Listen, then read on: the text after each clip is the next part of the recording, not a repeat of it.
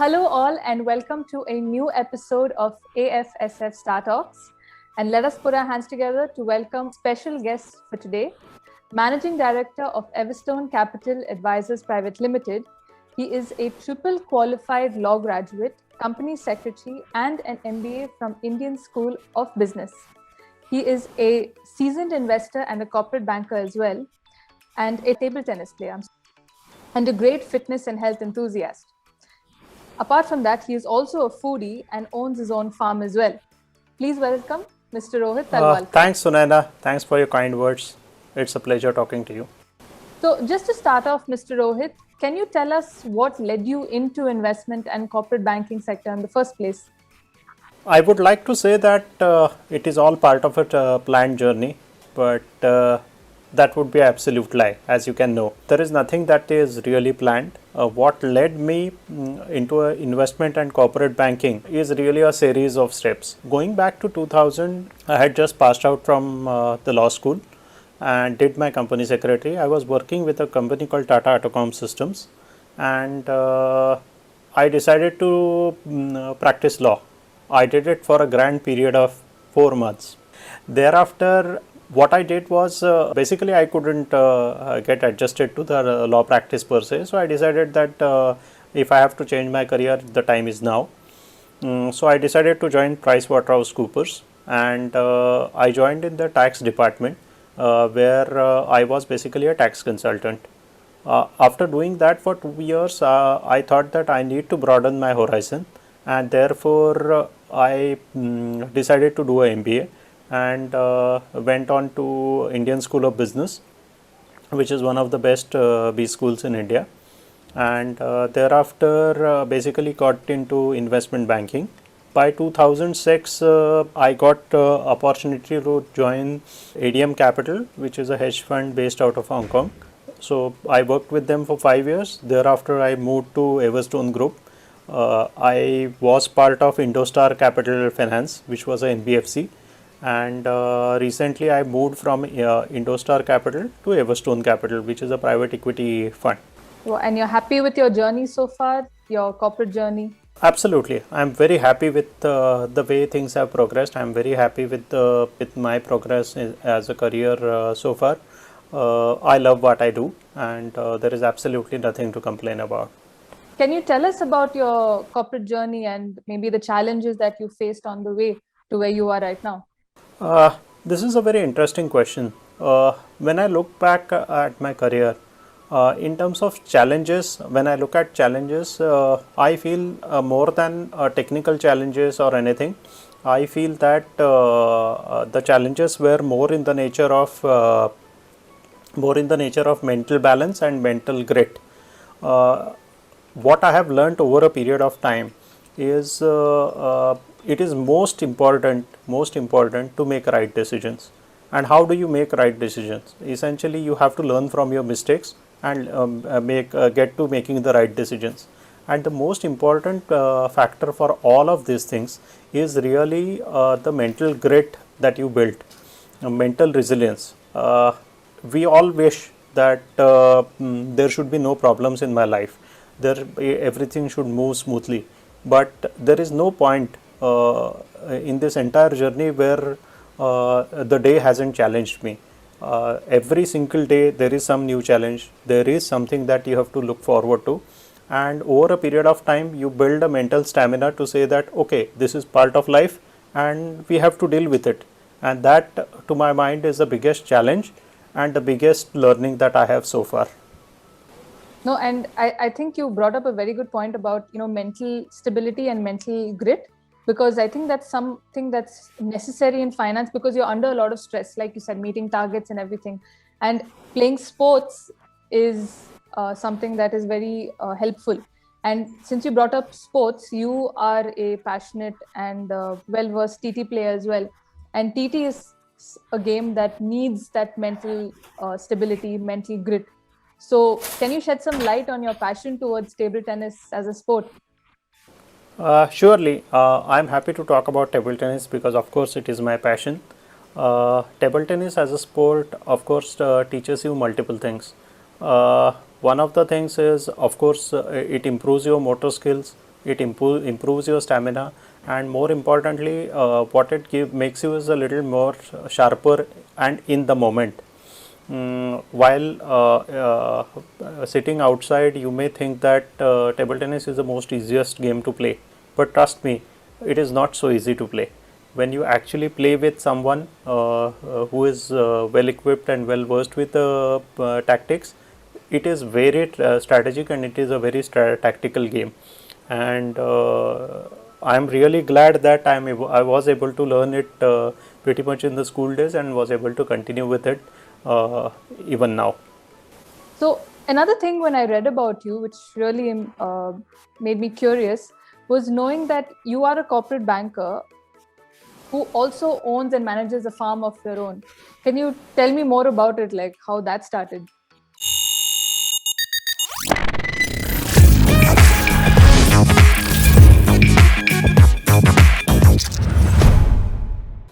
Okay, sure. In fact, what happened was, this was something which my father always wished for. He wanted to have a farm of his own, and when he retired, we thought that it will be better if we kind of help him fulfill his wish. And second, more important thing is, if he would have, he has always worked in his life, so if he would have stayed home, he would have made my mother mad. So it was for the sanity of all of us that we keep him engaged, and keep him engaged in something which, one, keeps him healthy, two, keeps him in a position where he is mentally really happy. And in that context, we started with a small farm of about 2.5 acres to begin with, and over the period we kept adding to that farm, and now we have almost 7 acres of farm. It's about 10 odd years that we have been doing farming. It is fully organic. What we have done is, we have developed it as an orchard, and so we have lots of mango trees, chiku trees, coconut trees, and various other fruit trees. In addition to that, we have created a huge lake, farm lake, which is about 22,000 odd square feet. In addition to that, recently we have started a apiary, which is basically honeybees. So we have developed it as an integrated organic farming venture, which has a few cows, orchard, honeybees, and all sorts of ancillary activities. We've heard that you are quite a foodie, and not just a foodie, but a great cook as well. And you cook on some Sundays and make pretty exquisite dishes and meals. What's your favorite dish? Okay, you will probably laugh about after hearing about my favorite dish, but it is really a humble khichdi.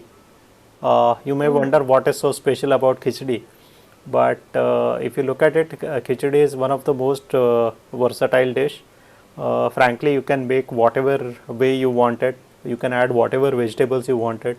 You can make it spicy. You can make it in whatever kind of. You can make it sweet if if you are inclined to make it like a Gujarati dish, and it is I think most versatile one. Having said that, when you look at the kids, they are obviously not going to eat khichdi. So I have trained myself to kind of cook various dishes for my kids, and the range includes anything from a Thai curry to butter chicken to coconut prawn curry, to anything that you can think of, including biryani and all everything. So another thing, what is it in your regular fitness regime or funda? Do you have a sort of routine or something that you live by and stand by? And have you made any changes considering the pandemic, of course?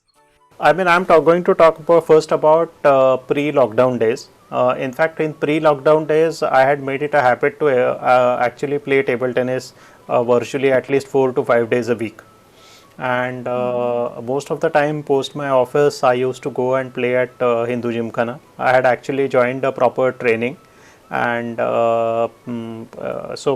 starting with the basic stretches exercises, I used to play table tennis for about an hour, and then have some cooling down stretches, and that used to be my regular fitness regime.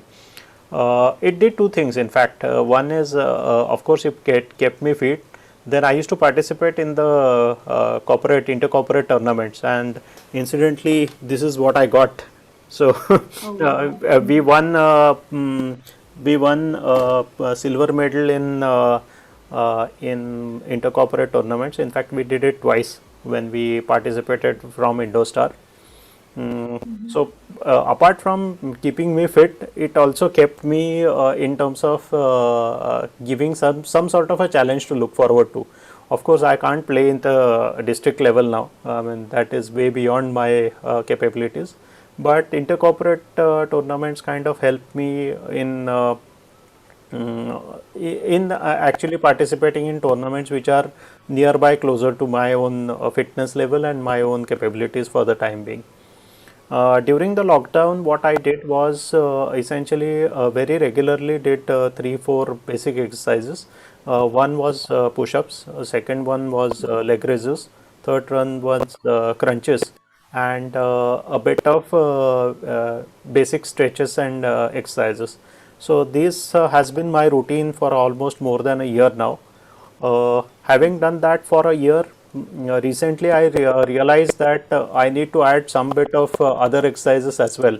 So a bit of jogging, running, or walking is something which I have tried to do, and that has kept me well in terms of my fitness regimen and overall health. So it's a very good tip on the fitness front.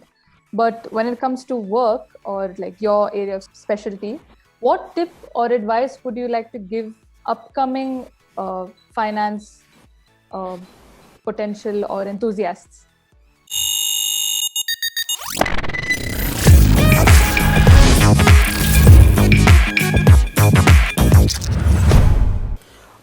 Two, three things. One is when you look at upcoming entrepreneurs, I frankly don't have much advice to give because I'm not an entrepreneur myself.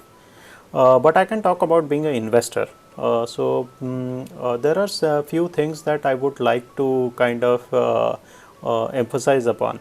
Uh, and when I look back at my career, when I look back at everything, I see that there are few elementary mistakes which are made by most of the investors, and I have made them as well. So I'm not an exception.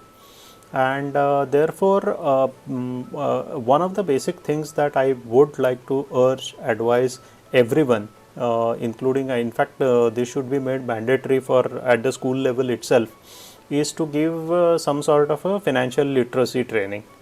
What I mean by financial literacy training is basically compounding is said to be the eighth wonder of the world. And when I look at that, in fact, I am reminded of a very old story that I had read in school days. Let me give you an example. I mean, that story went about something like this. In very old age, there was a guy who participated in a tournament, a chess tournament, and he won. And the king got really happy and said, "Ask for whatever you want, and your wish will be granted." So he basically said that I wish to have I play chess, so I would ask something which is linked to chess. So he said that place one grain, one morsel of rice in the first. Yeah, if you know, the chessboard has 64 cells. So place one morsel in first cell, two morsels in second cell, and so on and so forth. So on the third cell you have to put double of what was the earlier one. So let's say on the third cell you have to put four morsel. On the fourth cell you have to put eight morsel, and so on and so forth. So take a guess. By the time he reached to, and he said that whatever comes on the 64th cell, give that amount of rice to me. Can you take a guess of what that would be? How much it would be? Will it be 1 kg, 10 kg, 100 kgs? What would be the quantity of rice that will come about when somebody reaches to 64th cell? 5? Yeah, just random guess. 5 kgs. Just do this exercise for me, and you will be shocked at the number that comes. I can guarantee you that amount of rice doesn't exist even in India in today's time. The point I'm making is compounding is very important, and what is missed is in terms of today's consumption. When you are spending 100 rupees today on things that you don't need, that can be worth 300, 400, 500 rupees 5 years down the line, 10 years down the line. And you don't have to be cowboy, you don't have to do something stupid to really reach there. And therefore for a budding investor, I genuinely feel that to be rich is everyone's right, and it is within everyone's grasp. It is not impossible. What is impossible, or what you don't look for, is to really think about compounding, think about where to invest and how to invest. And without taking much risk, by investing in market today, you have enough instruments that are available by which you can have a decent saving, and you can have a decent appreciation of your capital over a period of time. The most important factor I want to reiterate is, one, to be financially literate, and two, more importantly, to think long term, and to think that think about investment in market. Lastly, as you know, we have the AFSF Salute India movement coming up in the month of August on Independence Day. What would you be registering for? Running, riding, or walking? Since it is the biggest virtual event for saluting the warriors, definitely I will be participating. I would register what my kids will register themselves for. So actually, I intend to participate with my full family, and so to be honest with you, I will participate in what my kids register themselves for, whether it is running or whether it is walking. So whatever they choose, I choose. So this comes to the end of our AFSF Star Talks, and thank you so much for joining us and being our special guest today and giving us all your insights, inputs, and achievements, which are very, very well appreciated. Pleasure is all mine, Sunena. Thank you so much. And we hope to be invited for a Sunday brunch maybe sometime, the entire team and all of us to come and your khichdi or butter chickens, two ends. I can make everything, whatever you want, but I think brunch will be a bad idea because I'm a good bartender as well. Oh my God! Then So, in the evening will be a better idea. That it sounds good. Sounds like a plan. We hope for the pandemic also to sort of calm down and we can ride over this wave easily and soon. But thank you so much for joining us once again.